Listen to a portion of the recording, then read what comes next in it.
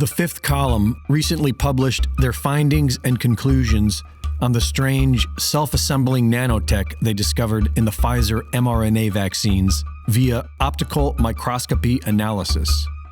The objects they found in the vaccine correspond with known items in the scientific record, and the conclusion they come to seems quite clear, that the well-documented scientific goal to use nanotechnology in living human beings to form networks capable of controlling several nanomachines is currently being deployed in the COVID-19 vaccines, which amounts to the most intrusive assault against humanity in all of recorded history.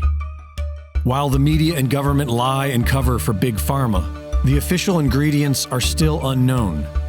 But we have thousands of brilliant scientists worldwide studying these experimental vaccines. Some have died in highly suspicious ways, but most have been able to share their findings. And the work shows us that graphene oxide is a key component in all of this. There have been dozens of official documented studies on the use of graphene oxide related to how we see it being used here today. Among other things, as a power converter. Graphene, a one-atom-thick layer of hexagonally arranged carbon atoms, is the thinnest and strongest material known to man, and an outstanding conductor of heat and electricity. It can boost gigahertz frequencies into terahertz, which is exactly what these new nanotech machines need for power. In order to do this, the graphene first needs a frequency to power it, and the optimal frequency to externally power graphene is known to be 26 gigahertz, which is also the frequency put out by 5G. In this model, the graphene within the body is activated by microwave signals in the gigahertz range, which it then boosts into the terahertz range, which then powers the novel nanotech machinery to self-assemble within the human body. Once assembled, what do these nanotech machines do? The images, compared to the scientific literature, suggest that they are the foundation of an internal electronic system with an endless potential for biomanipulation of the human host. Nanorouters that emit MAC addresses, able to be registered via Bluetooth. Nano and plasma antennas to amplify signals. Nanorectennas acting as rectifier bridges from AC to DC current. Codecs and logic gates for encryption of communication.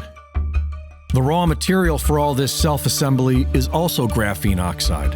And when we compare known side effects of graphene oxide to the side effects of the COVID-19 vaccines, we find them to be the same. Once graphene oxide is injected into the body, it acquires magnetic properties, predictably around the injection site, the heart, and the brain.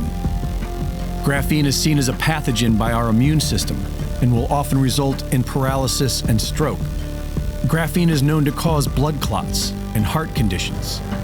Graphene oxide can generate small discharges, causing cardiac arrhythmia.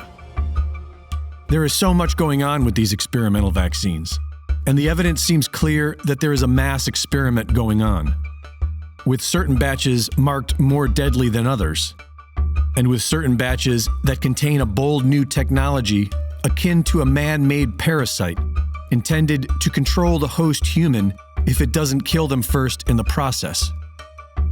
Perhaps that is what the mad scientists and psychopaths are after. Human genetics that can withstand this new invasive and deadly nanotech. Reporting for InfoWars, this is Greg Reese.